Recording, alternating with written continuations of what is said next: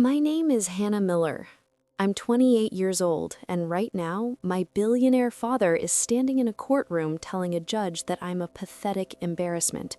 He thinks he's stripping me of my name and my future, but he's about to find out that I'm the one who secretly owns his entire empire. The mahogany doors of the Manhattan courthouse were heavy, cold, and felt like the entrance to a tomb. I adjusted the strap of my frayed laptop bag, my palms slightly damp. I wasn't wearing the Chanel suits my mother used to favor, or the crisp white Italian shirts my brother Julian wore like a second skin. Instead, I wore a charcoal sweater I'd found at a thrift shop in Brooklyn and a pair of dark jeans. To my father, this wasn't just a choice, it was a declaration of war. As I stepped into the courtroom, the scent of expensive cologne and floor wax hit me. My father, Arthur Miller, was already seated at the front table. He didn't look back. He sat with his spine perfectly straight, a silver-haired titan of industry, surrounded by 5 lawyers who looked like they'd been carved out of the same block of ice. "Look who finally decided to show up," a voice hissed. I turned to see Julian leaning against the gallery rail. He looked me up and down, his lip curling in a way that made my stomach tighten. "Nice sweater, Hannah. Did you pull it out of a dumpster, or did the homeless guy you live with give it to you as a parting gift?" "It's comfortable, Julian," I said, my voice steadier than I felt. "Something you wouldn't understand. Your soul is probably as stiff as your collar." "Enjoy the jokes while you can," he whispered, leaning closer. "By the time Dad is done today, you won't even be able to use the Miller name to get a table at a diner. You're being erased." I didn't answer. I walked past him and took my seat at the small, lonely table on the left. No lawyers, no family, just me and my beat-up bag. Across the aisle, my father finally turned his head. He didn't look at me with anger. It was worse. He looked at me with a profound, clinical disgust, the way a scientist might look at a contaminated sample. He checked his gold Patek Philippe watch and whispered something to his lead counsel. The bailiff called the room to order, and the heavy silence of the law settled over us. This was it. The man who taught me how to ride a bike was about to tell a judge that I was a mistake he needed the court to fix. Judge Harrison entered with a stride that suggested he had no time for theatrics. He was a man with a face like a mountain, weathered, gray, and immovable. He didn't look at the gallery. He looked only at the files on his desk. "All rise," the bailiff intoned. We stood. The rustle of Arthur's expensive wool suit sounded like a snake moving through dry grass. When we sat back down, the air felt thinner. "We are here for the matter of Miller versus Miller," Judge Harrison said, his voice a deep baritone. "Mr. Vance, you have the floor. Try not to waste my morning." Arthur's lead lawyer, a man whose teeth were a little too white and whose tan was a little too orange, stood up. He clicked a remote and a projector screen lowered behind the judge. "Your Honor," Vance began, his voice dripping with practiced sympathy, "my client, Arthur Miller, is a pillar of the American business community. He has spent 30 years building Miller Logistics into a global powerhouse. But a legacy is like a ship. It only stays afloat if there are no holes in the hull." He pointed a laser at the screen. A photo appeared. It was me, 3 months ago, standing in a scrapyard in Queens. I was covered in black grease, my blonde hair tucked under a backwards cap, holding a soldering iron and a mangled circuit board. "This," Vance said, "is Hannah Miller. While her father negotiates billion-dollar mergers that provide jobs for thousands of Americans, his daughter spends her time in literal trash heaps. She refuses to attend corporate functions. She lives in a walk-up apartment that smells of ozone and burnt plastic. She has squandered every opportunity her father provided." I sat perfectly still. I could feel the eyes of the court reporters on me, their pens scratching away. Mr. Miller isn't just seeking a legal separation of assets. He is seeking to formally dissolve the familial association. Hannah Miller is a liability to the upcoming Atlas Ventures merger. Her behavior is erratic, her finances are non-existent, and, as her father will testify, she is a profound embarrassment to the MAME. Arthur stood up then, not waiting to be called. He didn't look at the lawyer, he looked straight at the judge. "I've tried, Your Honor," Arthur said, his voice booming with a hollow sort of grief. "I gave her the best schools, I offered her a vice presidency, but all she does is embarrass me. She wants to play in the dirt while I build the future. I cannot let her drag this company or my son Julian down with her. I want her gone, legally, financially, and permanently." The silence that followed was heavy. I looked down at my hands. They were clean today, but I could still feel the phantom heat of the server racks I'd been building for 3 years. "Miss Miller," Judge Harrison said, looking over his spectacles at me, "do you have legal counsel arriving late, or do you intend to represent yourself against this character assassination?" I stood up. My chair scraped loudly against the floor. "I'll speak for myself, Your Honor." Julian let out a quiet, mocking snort from the back. Arthur just sighed, shaking his head as if my very voice was a burden he could no longer carry. I didn't walk to the lectern. I stayed behind my table, feeling the cold grain of the wood under my fingertips. I took a deep breath, the scent of my father's expansive mahogany and leather world filling my lungs. It was the smell of old power, the kind that thought it could buy the truth. "Your Honor," I began, my voice clear, "my father's counsel spent a lot of time showing you pictures of me in what he calls trash heaps. He's right about one thing. I spend a lot of time in scrapyards, but he's wrong about why." I reached into my bag and pulled out a small silver flash drive. It looked tiny and insignificant in the vast, high-ceilinged room. The photo of me in Queens? I wasn't looking for scrap metal to sell for food. I was looking for decommissioned cooling fans from 1990s-era mainframes.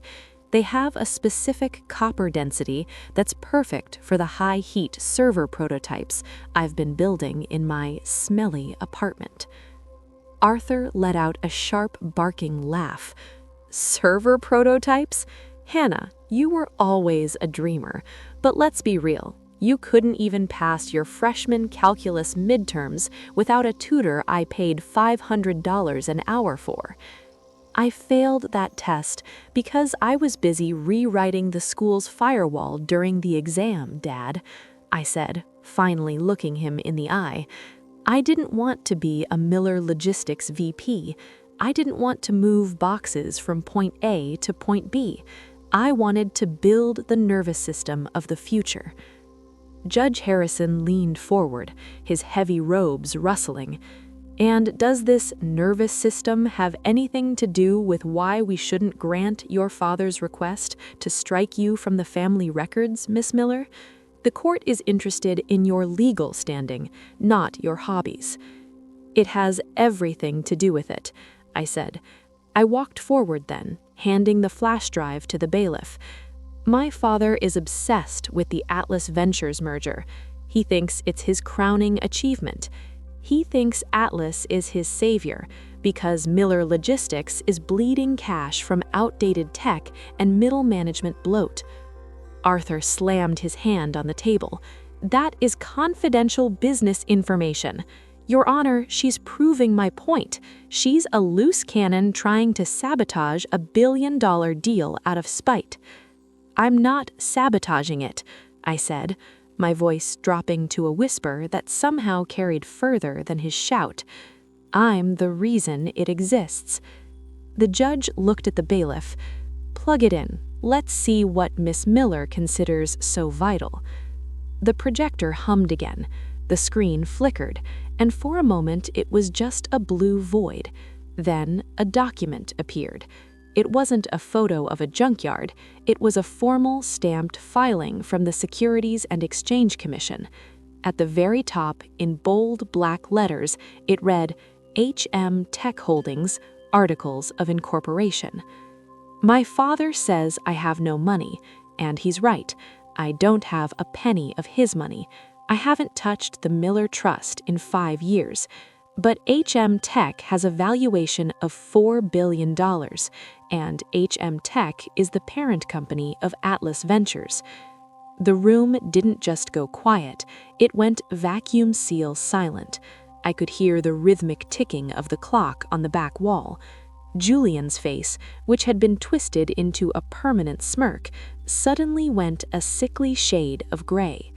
The silence wasn't just quiet, it was heavy, like the air in a room right before a lightning strike. I watched the color drain from my father's face, moving from a flush of anger to a waxy, translucent pale. His mouth opened, but no sound came out. He looked like a fish gasping for air on a dry dock. Judge Harrison leaned so far over his bench I thought he might fall off. He adjusted his glasses, his eyes darting across the projected SEC filing. "Mr. Vance," the judge said, his voice dropping to a dangerous register, "I suggest you look at the screen, very carefully." Vance, the man with the orange tan and the expensive teeth, stumbled toward the screen. He peered at the lines of text as if they were written in a foreign language. This must be a mistake, a clerical error. HM Tech? That's a Silicon Valley giant. They specialize in decentralized infrastructure. There is no way He stopped, his eyes landing on the signature line at the bottom of the Articles of Incorporation. Hannah Margaret Miller, founder and CEO. "It's not a mistake," I said. I felt a strange, cold calm settling over me. "I started HM Tech with the patent I filed when I was 21, the one you told me was a waste of time, Dad. I didn't use the Miller name because I didn't want your legacy touching it. I wanted to see if I could build something that wasn't fueled by ego and old money." Your Atlas?" Julian's voice was a thin, pathetic squeak. He was gripping the back of his chair so hard his knuckles were white. "The firm that's supposed to buy us out next week? The firm that's currently holding our debt?" "Atlas Ventures is a subsidiary I created specifically for acquisitions," I told him, finally turning to face him. "I knew Miller Logistics was failing. I've been watching the quarterly reports for years. I saw you and Dad bleeding the company dry to fund your lifestyles while the actual infrastructure rotted. I was going to save it. I was going to buy it, fire the board, and rebuild it from the ground up." Arthur finally found his voice, though it sounded like it was being dragged through gravel. "You played me. You sat at my dinner table listening to me talk about the merger, and you didn't say a word?" "I sat at your dinner table and listened to you tell me I was a failure," I countered. My heart was thumping against my ribs now, a rhythmic drumbeat of 5 years of repressed hurt. "I listened to you tell me that my brother was the only one with business sense, while he was losing millions in bad shipping contracts. You didn't want a daughter, Arthur. You wanted a trophy. And when the trophy didn't shine the way you wanted, you decided to throw it away." Judge Harrison cleared his throat, the sound echoing like a gavel. "Mr. Miller, a moment ago you testified under oath that your daughter was financially reckless and a public embarrassment whose association would ruin the Atlas merger." The judge looked back at the screen, a small, grim smile tugging at the corner of his mouth. "It appears that the association you're so desperate to dissolve is the only thing keeping your company from bankruptcy." Arthur turned to his lawyers, his eyes wild. "Do something. This has to be illegal. Fraud, misrepresentation."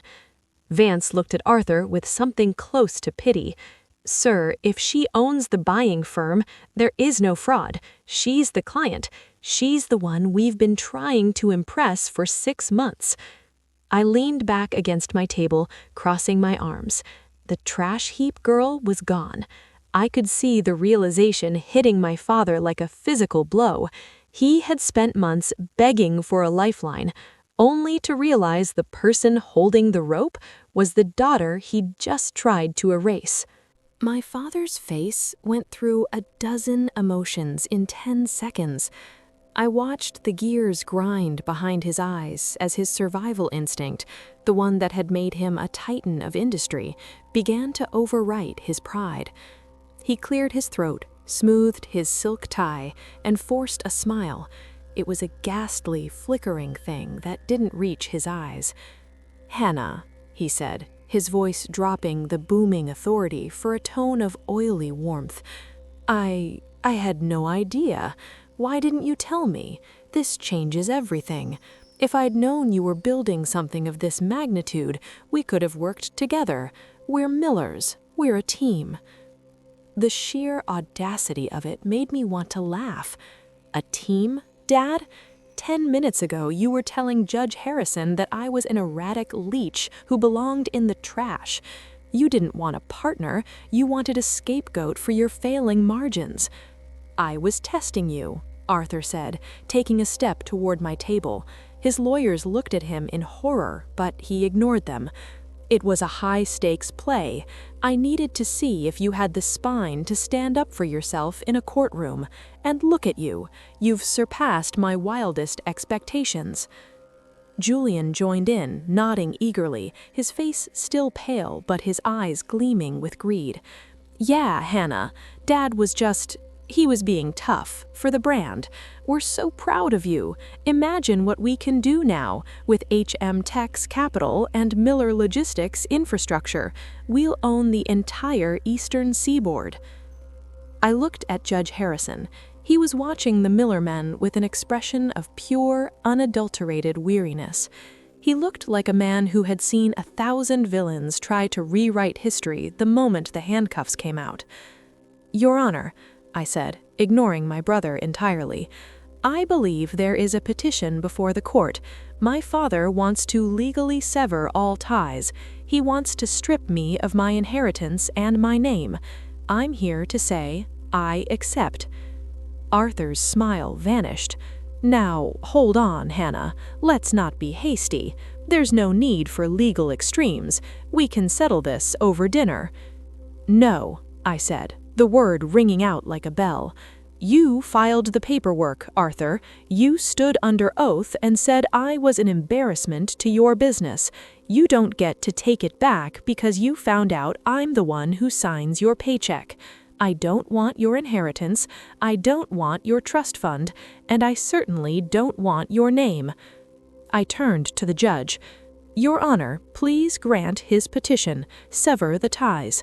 I've already legally changed my name in the state of California to Hannah Miller Hennings, my mother's maiden name.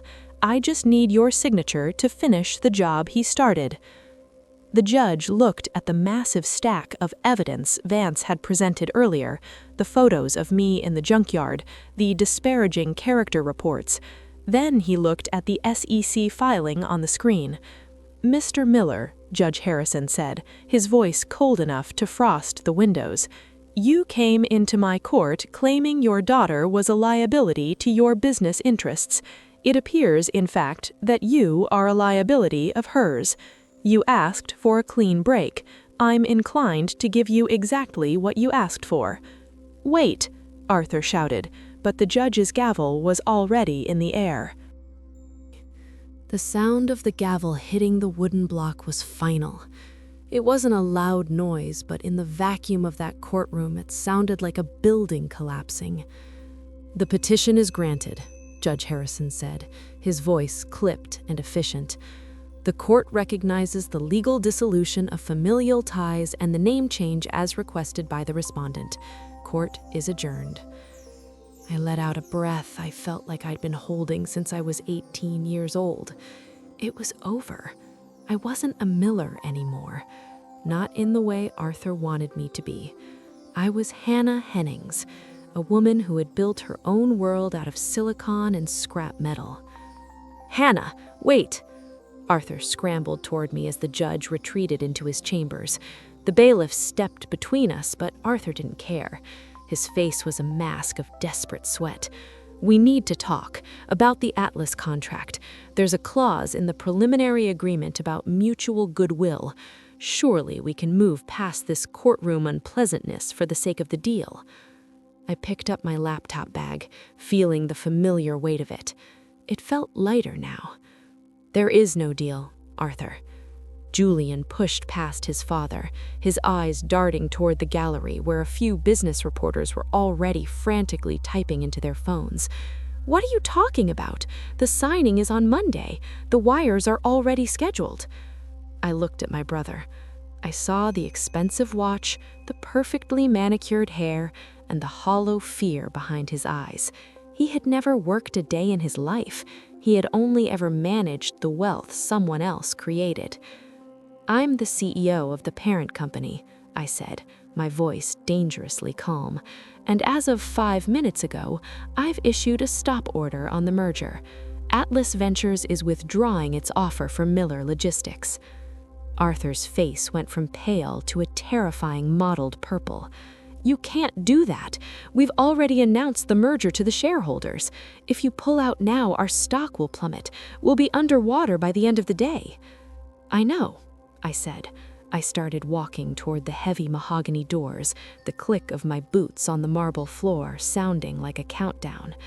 "I spent the morning shorting your stock." Arthur froze. You did what?" "I bet against you," I said, stopping at the door and looking back. I knew that once the world saw how you treated your liabilities in this courtroom, and once they realized the mystery buyer had lost interest, the market would react. Your company is built on a house of cards, Gad. I just pulled the one at the bottom. The reporters were surrounding them now, sensing the kill. The cameras were flashing, catching Arthur in a moment of pure, unshielded panic. He looked small. For the first time in my life, the giant who had loomed over my childhood looked like nothing more than a panicked old man in an expensive suit. "You're destroying me," Arthur whispered, his voice cracking.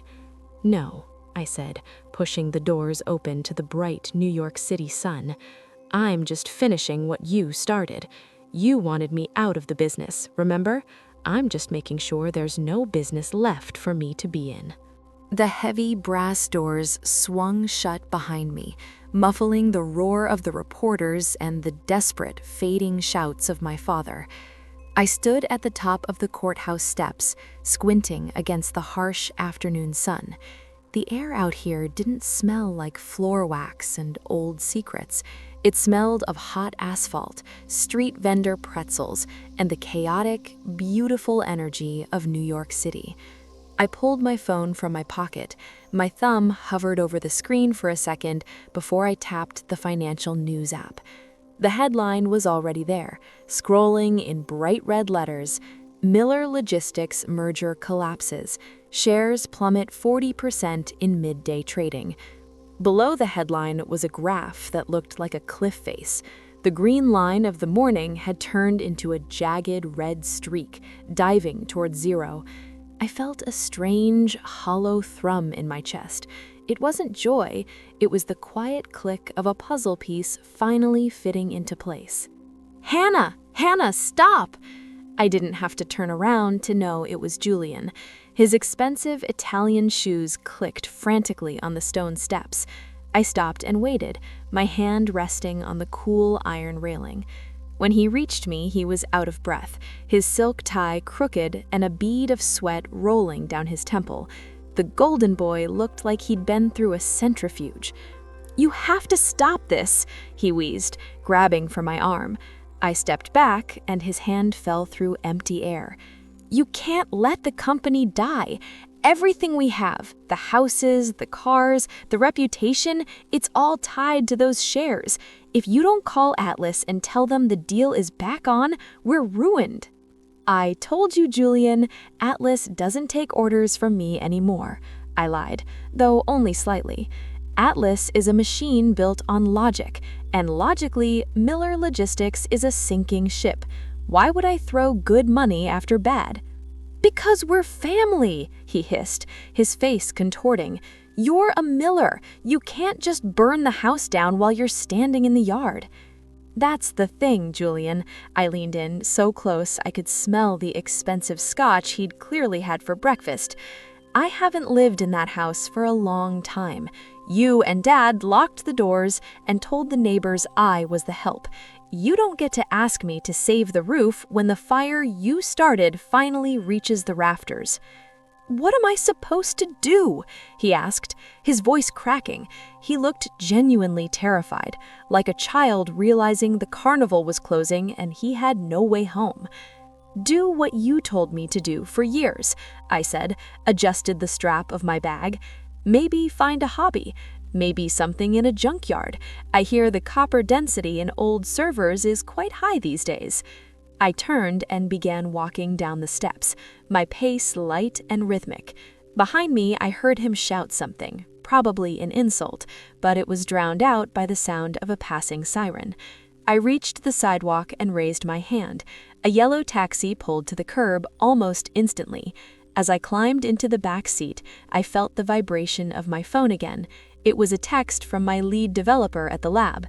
"The new cooling system just hit 100% efficiency. We're ready for the global launch." I leaned my head against the cool glass of the window and watched the courthouse disappear into the distance. The taxi pulled away from the curb, merging into the frantic heartbeat of New York City traffic. I watched the courthouse shrink in the rearview mirror until it was just another gray building lost in a forest of stone. For the first time in 28 years, the air in my lungs didn't feel heavy. "Where to, miss?" the driver asked, glancing at me through the mirror. "Dumbo," I said, "the Brooklyn Navy Yard." As we crossed the bridge, I looked out at the skyline. My father had always told me that you had to conquer this city to own it. He thought conquest meant putting your name on a skyscraper in gold leaf. He never understood that true power doesn't need to shout. It just needs to be indispensable. We arrived at a massive, refurbished industrial warehouse. There were no Miller signs here. Above the sleek glass entrance, a minimalist logo glowed in soft white, HM Tech. I stepped out of the cab and walked through the lobby. The floor wasn't marble, it was polished concrete. The walls weren't covered in oil paintings of dead ancestors. They were screens displaying real-time data from servers across the globe. My team was everywhere. Young, brilliant people in hoodies and sneakers, huddled over laptops or arguing over whiteboards. "Hannah!" Sarah, my head of operations, ran over to me, holding a tablet. "The news is everywhere. The Miller Logistics stock hit the circuit breaker twice. They've suspended trading. Are you okay?" I looked at a nearby monitor. A news anchor was standing in front of the very courthouse I had just left. The headline read, "Titan Falls, Arthur Miller disowned by own success." There was a grainy shot of Arthur being shielded by his lawyers as he was pelted with questions. He looked old. He looked fragile. "I'm better than okay, Sarah." And I realized I meant it. I'm finished. I walked back to my private workspace, a glass-walled corner that looked out over the East River. On my desk sat a small framed photograph. It wasn't of my father or Julian. It was a photo of my mother, Margaret Hennings, laughing in a garden long ago, before the Miller name had dimmed her spark. I picked up a black marker and a fresh piece of tape. I walked to the door of my office, where a temporary nameplate hung. It simply said, H. Miller. I peeled it off, tossed it into the recycling bin, and wrote a new one in bold, steady letters. Hannah Hennings. I sat down at my desk and opened my laptop. The screen flickered to life, the hum of the cooling fans sounding like a purr. I had spent my whole life being told I was an embarrassment, a shadow, a nothing. I had built an empire in the dark just to prove them wrong. But as I looked out at the bridge, I realized I didn't need to prove anything anymore. The black sheep hadn't just won the game, she had walked away and built a better one. I hit a key, authorizing the launch of our new infrastructure. The world was about to change, and for the first time, my name, my real name, would be the one attached to it. I smiled, leaned back, and finally, I began to work.